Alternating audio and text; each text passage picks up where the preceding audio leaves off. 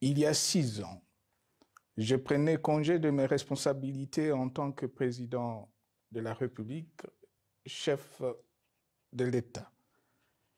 Et fait inédit dans notre pays, en près de 60 ans d'indépendance. J'ai passé pacifiquement la main à un nouveau chef d'État. Depuis lors, je m'étais imposé un strict devoir de réserve, y compris quand j'ai fait l'objet, directement ou par mes proches interposés, de provocations, de déni de droit, d'humiliation, d'imputations dommageables et d'autres multiples atteintes à ma dignité.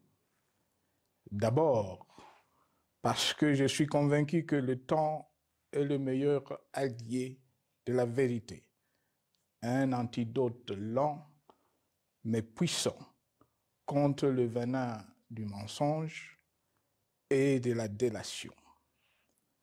Mais aussi et surtout, parce qu'agir autrement aurait fait le jeu de ceux qui, par cette campagne odieuse, cherchaient à détourner l'attention de notre peuple de leur incapacité, aujourd'hui avérée, à répondre à ses attentes et aspirations. J'ai enfin décidé de briser ce long silence, de sortir de ma réserve et de m'adresser à vous parce que l'enjeu est de taille. Il est même existentiel. Non pas pour ma famille politique ou biologique, moins encore pour ma modeste personne, mais plutôt pour la nation congolaise et pour l'avenir de notre cher et beau pays. J'ai décidé de briser le silence parce qu'au vu de la situation que traverse notre pays, continuer à me taire m'aurait rendu poursuivable devant le tribunal de l'histoire pour non-assistance à plus de 100 millions de compatriotes en danger. Je saisis cette opportunité pour partager avec vous mes réflexions et participer ainsi à la recherche de la solution à la crise que traverse notre pays, la République démocratique du Congo, terre de nos ancêtres, car il est gravement malade et son pronostic vital engagé. Mieux que quiconque, vous en êtes conscient, car vous en faites quotidiennement les frais dans votre chair et vous en payez le prix. Mes chers compatriotes, vu l'importance stratégique de notre pays et le rôle qu'il est appelé à jouer, j'avais, de l'avènement au pouvoir du chef de l'État actuel, conclu avec lui un accord donnant naissance à la coalition entre nos forces politiques respectives. À propos de cet accord, beaucoup de contre-vérités ont été dites, y compris, fort malheureusement, par celui qui est censé connaître la vérité, parce qu'en étant l'un de deux principaux signataires. En attendant qu'au moment opportun, la vérité soit rétablie, preuve irréfutable à l'appui, permettez-moi pour l'instant d'affirmer qu'en ce qui me concerne, la conclusion de cet accord n'avait pour seule motivation que l'intérêt supérieur de la nation. Par cet accord de mutualisation de forces, j'entendais en effet permettre à mon successeur d'exercer dans la direction des affaires de l'État plus de pouvoir effectif que ce que la faible représentation de sa famille politique au sein de la nouvelle Assemblée nationale était en droit de lui conférer. Je voulais par ailleurs faciliter le fonctionnement harmonieux des institutions et éviter à la nation, comme à notre jeune démocratie, d'éventuelles crises politiques qui leur auraient été fatales. Cette première alternance pacifique et civilisée à la tête du pays avait suscité d'autant plus d'espoir qu'en janvier 2019, notre pays s'est trouvé en bien meilleur état qu'au moment de ma propre accession à la magistrature suprême en janvier 2001. Alors que j'avais trouvé un pays au bord de l'implosion, miné par une longue dictature et des guerres, sans institutions républicaines, économiquement en faillite et socialement déchiré. Bref, un pays dont l'incertitude de lendemain menaçait la stabilité de toute la région.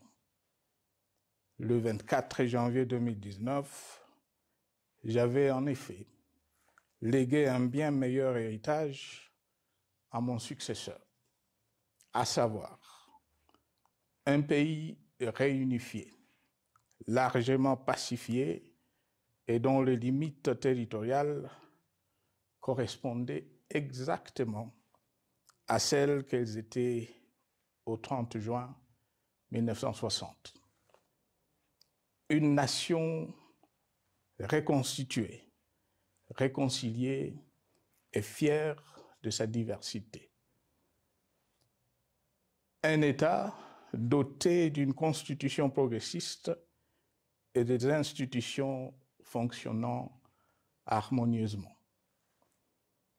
Une économie dynamique et résiliente et débarrassée du fardeau de la dette héritée de régimes antérieurs, du fait de multiples réformes structurelles engagées. Une armée nationale républicaine de plus en plus professionnelle et capable de relever le défi de la défense de l'intégrité du territoire national. Une démocratie en constante consolidation, avec notamment l'organisation sur fonds propres d'un troisième cycle électoral. Le cœur serré, je constate qu'à peine 6 ans après, ce bel héritage en indivision, légué à l'ensemble de notre peuple, a été complètement dilapidé par celui qui en avait reçu la garde. Que notre pays offre un spectacle de plus désolant et qu'il suscite d'autant plus de désespoir au sein de notre peuple et de pitié et de moquerie à travers le monde, que l'inconscience de ses dirigeants ne permet aucun espoir de redressement. Cette détérioration rapide de la situation générale du pays est principalement due à l'iverse du pouvoir sans limite. Le nouveau dirigeant s'illustre en effet par une série de remises en cause, reniements et violations intentionnelles de la Constitution, avec en toile de fond la volonté irrésistible de concentrer tout le pouvoir entre les mains d'un seul homme, au mépris du pacte qui cimentait la cohésion de notre peuple. Le premier acte de remise en question de ce pacte républicain, véritable socle de stabilité et de cohésion nationale, a consisté à violer délibérément la Constitution et les lois pertinentes lors du premier remaniement de la Cour constitutionnelle par le président de la République. La violation de ce texte juridique, fondement de tout état de droit, pour de simples raisons de confort politique, est devenue, depuis lors, une marque distinctive de la gouvernance de notre pays. Dans le même esprit, en décembre 2020, il fut organisé un coup d'État institutionnel à la suite du renversement en pleine mandature d'une majorité parlementaire, pourtant dévolue par le peuple souverain, ainsi que le gouvernement qui en était issu. S'en sont ainsi suivis la nomination illégale de membres de la Commission électorale nationale indépendante, ainsi que le simulacre des élections de décembre 2023, organisées en violation du cadre juridique et de normes internationales pertinentes, qui, par une ampleur sans précédent de la fraude, ont amplifié l'illégitimité des institutions et de leurs animateurs. Le coup de grâce a été donné par l'annonce du projet de changement de la Constitution, un projet dont la réalisation liquiderait totalement le consensus national de Sun City. Les conséquences négatives de cette gouvernance non orthodoxe sont pour le moins stupéfiantes. Le pays est ainsi devenu un espace de non-droit. La République a cessé d'être démocratique et la volonté du chef de l'État tient désormais lieu de loi suprême, supplantant la Constitution et les lois. En revanche, érigé en politique du gouvernement, le populisme et la démagogie, le mensonge et l'arrogance, la discrimination et la stigmatisation de certaines composantes de notre peuple, l'institutionnalisation du tribalisme et du népotisme, l'opposition de communautés nationales les unes aux autres, le discours de haine et l'injustice ainsi que l'impunité ont d'autant plus aisément détruit la cohésion nationale et le vivre ensemble que l'opulence outrancière et le non-respect de la parole donnée sont les maîtres mots de la classe politique au pouvoir. Ce qui a rendu le pays fragile et donc vulnérable. Plus grave, le repli identitaire, dangereux pour l'édification de toute nation, a refait surface, avec ses vieux démons dont l'intolérance et la division est circonstance aggravante. Cela est non seulement toléré et impuni, mais aussi et surtout véhiculé et financé par les tenants du pouvoir. Face à cette dérive, le Parlement a abdiqué de sa mission constitutionnelle de contre-pouvoir. Il a ainsi cessé d'être le temple de la démocratie, le lieu par excellence de l'expression législative et la volonté du souverain primaire, pour ne plus être qu'une chambre d'enregistrement de la volonté d'une seule personne. Quant à la justice, garante constitutionnelle des libertés publiques et du socle de valeurs qui structure notre identité et forge notre unité, elle a complètement démissionné de ses responsabilités, se laissant ouvertement instrumentalisée à des fins politiques.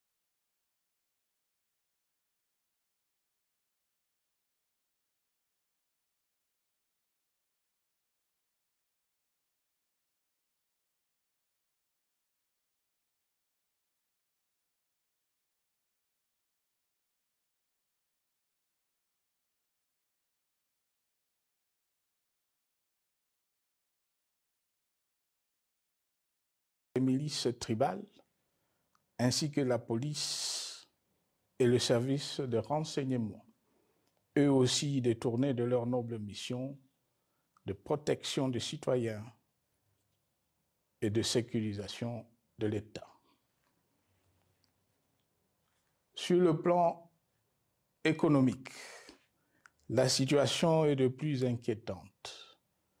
Malgré l'augmentation des recettes publiques, essentiellement due à l'arrivée à maturité de toutes les réformes courageusement votées de 2002 à 2018, notamment le nouveau code minier, forestier, des hydrocarbures, des assurances et de la sous-traitance, et un niveau d'aide financière accru de la part des institutions de Bretton Woods. Aucun investissement n'a été réalisé pour doter le pays d'infrastructures modernes, soutenir de réformes structurelles et stimuler la croissance. Par contre, l'inflation et la dépréciation monétaire, jadis vaincues, sont de retour. La corruption et le détournement de deniers publics ont atteint un niveau inédit. Et l'endettement public que nous avions maîtrisé de 2010 a de nouveau grimpé en flèche, dépassant la barre des 10 milliards de dollars et suscitant des inquiétudes légitimes quant à la solvabilité à moyen et long terme du pays. Les conséquences sur le plan social sont aussi dramatiques. Aggravation du chômage, accumulation des arriérés des salaires des agents de l'État, baisse drastique du niveau de vie de la population et recrudescence du banditisme urbain, de l'exode rural et de la famine dans un nombre croissant de provinces. Les Congolais sont désormais en proie à une véritable angoisse existentielle. Parmi les victimes résignées de ce gâchis se trouve en bonne place notre jeunesse, qui a été pourtant de tout le combat démocratique et qui a beaucoup cru aux vertus de l'alternance pacifique. Aujourd'hui, sans repère ni perspective sérieuse du lendemain, et se sont abandonnés, laissés à la merci des entrepreneurs de conflits et de vendeurs d'illusions de tous bords. Rien de ce qui lui a été promis depuis 6 ans n'a été réalisé. À cette jeunesse désabusée, comme à l'ensemble de notre peuple, nous tenons à donner une assurance. L'échec d'un régime compromet, mais ne scelle pas définitivement le sort d'un peuple. Mes chers compatriotes, s'agissant de la situation sécuritaire, dans les grandes agglomérations comme dans nos campagnes,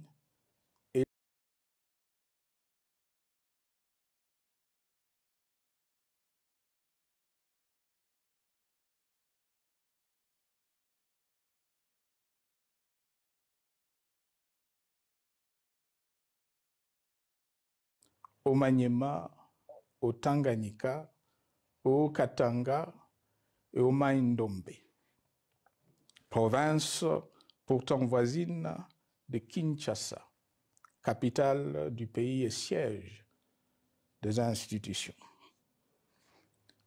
Le sang de nos compatriotes civils et militaires, valeureux officiers et soldats des rangs, mais aussi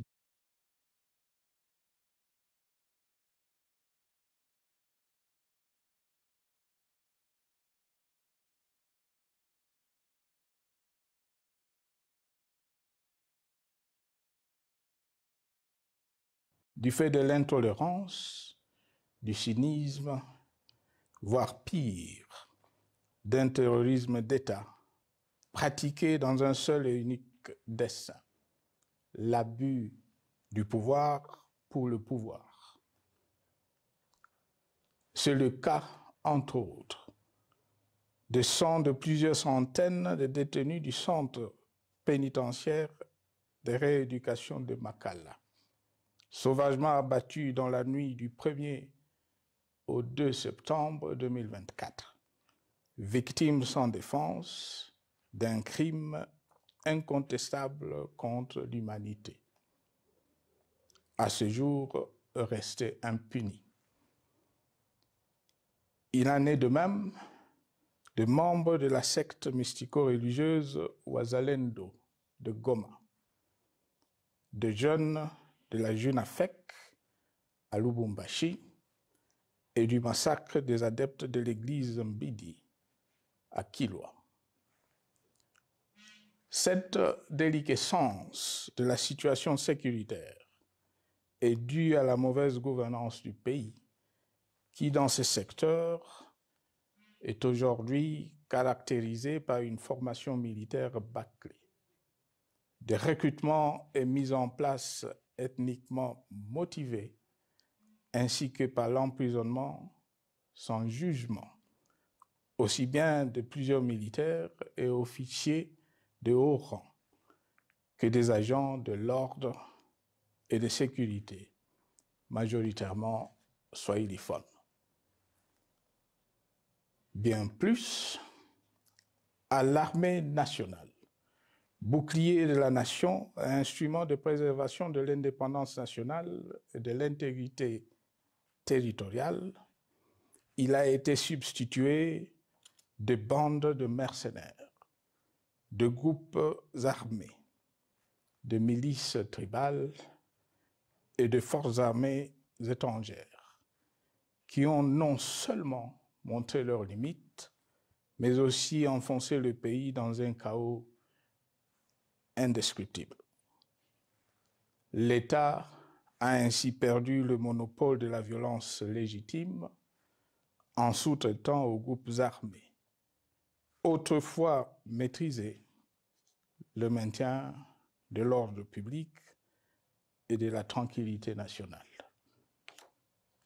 Et comme si cela ne suffisait pas, l'armée nationale est vilipendée, conspuée et tournée en dérision par les autorités qui n'assument jamais rien alors qu'elles sont censées veiller à sa consolidation et à sa respectabilité. Pour les avoir formés, commandés et conduits au front, je connais nos soldats, boucs émissaires aujourd'hui de toutes les contre-performances enregistrées sur les champs de bataille. Ils ne sont pourtant pas intrinsèquement moins bons, moins nationalistes et moins loyaux. Ce qui a changé entre-temps, c'est la qualité du commandement et de leur prise en charge. Au niveau régional, le gouvernement a levé l'option désastreuse de se détourner de deux principaux instruments internationaux qui étaient à la base de l'architecture régionale de paix et de sécurité, laquelle avait permis la stabilité régionale que le président actuel avait trouvée lors de son accession au pouvoir, à savoir le pacte sur la sécurité, la stabilité et le développement dans la région de Grand Lac et l'accord cadre pour la paix, la sécurité et la coopération pour la République démocratique du Congo et la région. Plus grave encore, en faisant de forces négatives, les FDLR, ainsi que des centaines de groupes armés congolais, des supplétifs des forces armées de la République démocratique du Congo, le gouvernement a ouvert la voie à la régionalisation du conflit. avec des conséquences inévitables sur la stabilité de la région. Mes chers compatriotes, alors que sur le plan institutionnel, politique, économique et social, les fondamentaux avaient été établis et que le pays avait été placé sur la rampe de lancement, prêt à décoller. Nous voici, hélas, en un temps record, soit 6 ans, de nouveau à la case départ. Seul d'un État failli, divisé, désintégré, au bord de l'implosion, inscrit en bonne place au palmarès de pays pauvres le plus corrompu.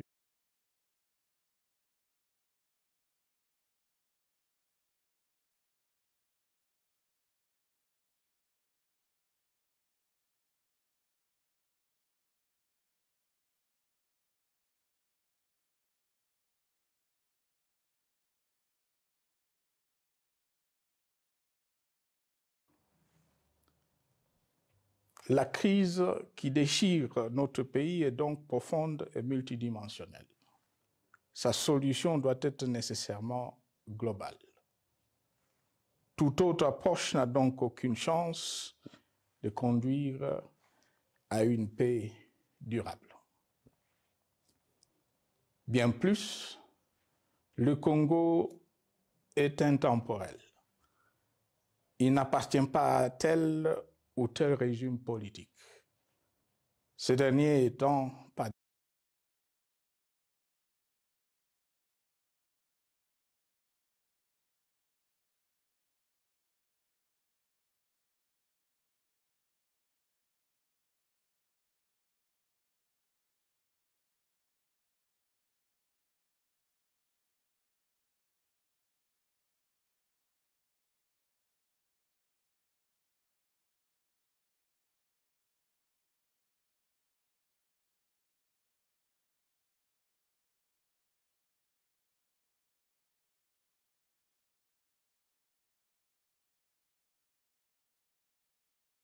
leur projet dans une perspective qui privilégie l'intérêt du Congo et des Congolais, plutôt que celui de ceux qui, à un moment ou à un autre, dirigent le pays.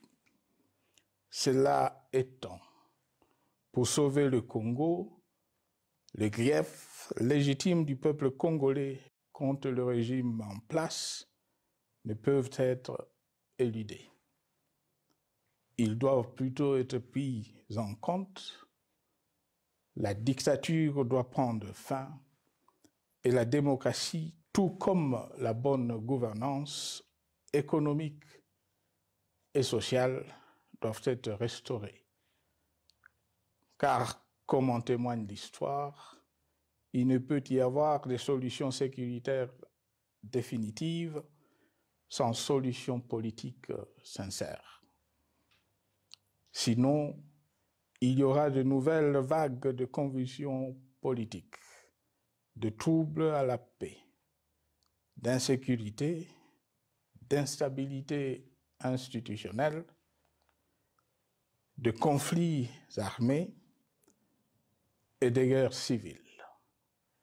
Perspective qu'en toute responsabilité, nous, Congolais, ne pouvons plus nous permettre. Il est dès lors vital que les multiples initiatives de recherche de la paix, Luanda, Nairobi, EAC SADC, l'Union africaine, Doha et Washington, que nous accueillons favorablement, les considérant comme autant de signes de compassion et de solidarité à notre peuple, soient conscientes de cette exigence. Qu'elles accordent aux Congolais à la fois maîtres de leur destin et premières victimes de cette crise la place centrale qui leur revient de droit. aussi bien dans le diagnostic du mal dont souffre le pays que dans la prescription du traitement dont il a besoin pour en guérir définitivement. Il convient de noter à ce sujet que le gouvernement de Kinshasa s'est enfin résolu à se mettre autour d'une même table avec l'AFC M23 depuis plusieurs semaines à Doha, même si, bizarrement, il continue à considérer comme un crime le fait que les autres Congolais se parlent entre eux. C'est le lieu pour moi de saluer la démarche des évêques de la CENCO et de l'ECC, qui a le mérite de n'exclure du débat aucun sujet ni aucun de nos compatriotes. Sans être parfaite, cette initiative conjointe des Églises mérite le soutien et, si nécessaire, des enrichissements de la part de notre peuple. Mes chers compatriotes, une fois n'étant pas coutume, il convient de dénoncer la falsification de l'histoire par ceux dont le jeu pervers dans l'opposition naguère, comme aujourd'hui au pouvoir, a consisté et consiste encore à calomnier, à diffamer, à diaboliser et à diviser pour gagner et régner, à se défausser sur les autres pour justifier leur contre-performance, quelles qu'en soient les conséquences sur la cohésion nationale ou en termes de vies humaines injustement brisées ou perdues. Une preuve, s'il en fallait encore, vient de nous en être donnée une fois de plus. Il y a quelques jours, en effet, suite à une simple rumeur de la rue ou des réseaux sociaux sur ma prétendue présence à Goma, où je veux me rendre dans les prochains jours, comme annoncé par ailleurs, le régime en place à Kinshasa a pris des décisions arbitraires, avec une légèreté déconcertante qui témoigne du recul spectaculaire de la démocratie. Mieux que quiconque, vous savez que pour moi, le Congo est la priorité absolue, que sa souveraineté et son intégrité territoriale ne sont pas négociables, que mon engagement pour la démocratie, la cohésion nationale, la paix et la stabilité n'est pas un slogan creux, et que le respect de la Constitution et des lois du pays, autant que celui de la parole donnée, sont sacrés. Militaire, j'ai juré de défendre la patrie jusqu'au sacrifice suprême. Hier au pouvoir, aujourd'hui en dehors du pouvoir, je demeure plus que jamais fidèle à ce serment. En ce moment où le pays est de nouveau divisé, appelé par le destin, j'ai le devoir d'œuvrer à la recherche de la paix et de contribuer à la reconstruction de notre pays qui se meurt. C'est dans cet esprit que j'ai choisi ce moment pour exprimer ma sympathie à l'endroit de toutes les victimes du conflit en cours, de réconforter et marquer ma solidarité avec la population de la partie orientale. Vous, qui êtes abandonnés par le pouvoir central, qui semble avoir pris le parti de vous punir, entre autres, en déconnectant les institutions financières du réseau bancaire national, et en restreignant le mouvement de personnes et de biens. Ces décisions et bien d'autres vous asphyxient et rendent votre vie plus précaire que jamais. J'en appelle aux uns et aux autres, en particulier au gouvernement, d'humaniser les conditions de vie de nos compatriotes de cette partie du territoire national. Ils ont droit à la vie, à la scolarisation de leurs enfants et aux autres conditions du bien-être. En entendant le rétablissement de l'autorité de l'État sur toute l'étendue du territoire national, j'invite les tenants du pouvoir à protéger la population. De même, l'armée, la justice, les autres structures en charge de l'ordre et de la sécurité doivent être véritablement au service de la population et répondre à ses aspirations. Mes chers compatriotes, de par mon expérience dans des situations similaires, le patriotisme et l'humanisme ont guidé le processus de règlement de conflits et ont porté de fruits dans le passé, aussi bien sur les champs de bataille que sur celui de négociation ou du dialogue. Notre pays avait été divisé de quasi-moitié pendant quelques années. La sagesse avait alors prévalu. Nous avions recollé le morceau et le pays a survécu dans son unité. C'est ainsi qu'après quelques années de réflexion sur la crise en cours, après avoir consulté des chefs d'État et des anciens chefs d'État de la région, ainsi que des acteurs politiques et sociaux, nationaux et étrangers, j'ai fait ce jour une proposition qui engage la nation tout entière à un sursaut patriotique pour un pacte citoyen afin de tirer le pays du gouffre. Le travail hardi qui s'impose à nous portera notamment sur les 12 points suivants. 1. Mettre fin à la dictature, mieux à la tyrannie. 2.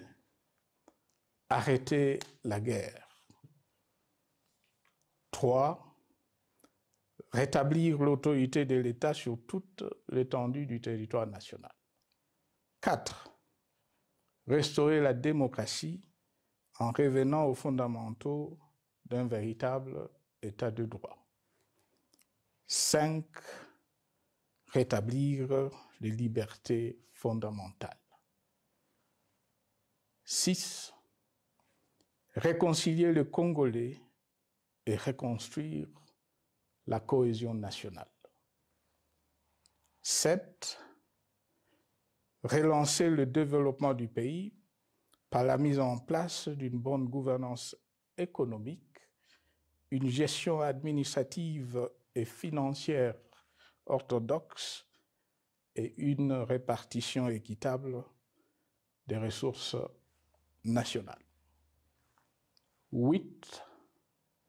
Relancer le dialogue sincère et permanent avec tous les pays voisins en vue de l'instauration de la paix et du développement durable dans la région. 9. Rétablir la crédibilité du pays auprès de partenaires au niveau tant régional, continental qu'international. 10. Neutraliser tous les groupes armés nationaux et étrangers et rapatrier ces derniers dans leur pays d'origine. 11. Mettre définitivement fin au recours et à l'utilisation des mercenaires, conformément à la Convention de l'Union africaine sur l'élimination du mercenariat en Afrique du 3 juillet 1977 et à la résolution des Nations Unies du 4 décembre 1989 portant sur la Convention internationale contre le recrutement, l'utilisation, le financement et l'instruction de mercenaires et rapatrier sans condition ceux qui sont déjà déployés sur le sol congolais. 12. Ordonner le retrait sans délai de toutes les troupes étrangères du territoire national. À ce sujet, je salue la décision sage des pays de la SADC de retirer les troupes de la SAMI DRC de notre pays. Vu l'immensité de la tâche ainsi décrite, je lance un appel solennel à tous les Congolais, sans distinction de sexe, d'ethnie, d'âge, de classe sociale, de zone géographique ou d'appartenance politique, qui aiment passionnément le Congo, qui sont prêts à tous les sacrifices, qui adhèrent sans réserve au pacte républicain de Sun City et qui tiennent au respect de la Constitution du 18 février 2006 à s'unir autour de ces objectifs. Il s'agit de la refondation de l'État et de l'édification d'un pays qui a perdu ses repères. Mobilisons-nous et mettons à profit tous les moyens à notre disposition pour restaurer l'unité nationale, sauver le Congo et préserver son indépendance. Car l'Afrique et le monde nous regardent. Mes chers compatriotes, le Congo vaut mieux que la caricature qu'en donnent ses dirigeants actuels. Le Congo mérite mieux que cette politique extérieure faite de jérémiades et de mendicité. J'ai donc la ferme conviction que le peuple congolais est capable, aujourd'hui comme en 1960, de vaincre le démon de la division, qu'il est capable aujourd'hui, comme au cours de la décennie 90, de vaincre la tyrannie et la tentation du pouvoir absolu, qu'il est capable aujourd'hui, comme en 2003, de prendre le dessus sur ce qui nous divise et de mettre fin à la violence armée qui oppose ses enfants. Pour y parvenir, chacun doit jouer sa partition. Je m'engage à jouer la mienne. Que Dieu bénisse la République démocratique du Congo, qu'il bénisse individuellement chacun de vous. Je vous remercie.